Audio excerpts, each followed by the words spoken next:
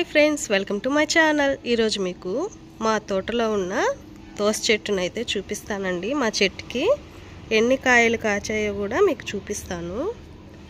ఈరోజు చూసారా,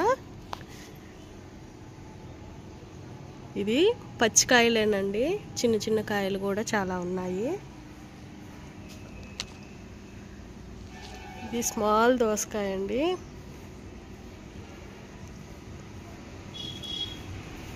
చూసారా ఎలా పండిపోయిందో. ఇవే కాదండి, ఇంకా ఉన్నాయి. ఇది కొంచెం పండినట్టుందండి. ఇదిగోండి చూసారా,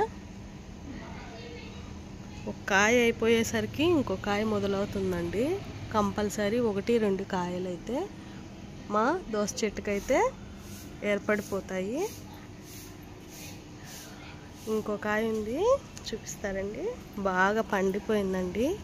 ఈరోజు కానీ కొయ్యినట్టయితే రేపు మార్నింగ్ కల్లా అయితే పండిపోయి రాలిపోతుందండి.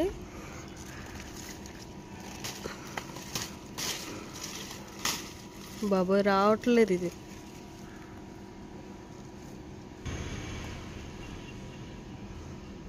చూసారా ఎంత బాగా వచ్చేసిందో.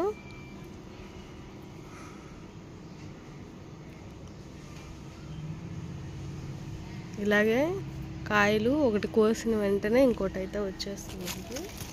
ఇదిగో చూసారా, ఇంకో కాయ అయితే ఉంది.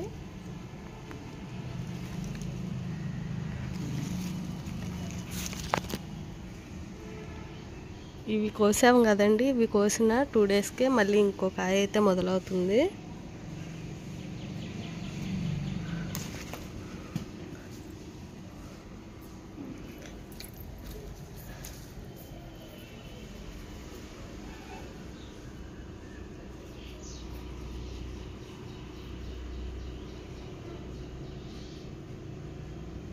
ఇవే కాదండి, మా చెట్టుకి జాంపళ్ళు కూడా నిద్రలేసేసరికి రాలి పడిపోయి చాలా కాయలు అయితే పడిపోయి ఉంటాయండి. ఈరోజు అయితే మనకి ఎన్ని కాయలు దొరికాయో చూసుకుందాం.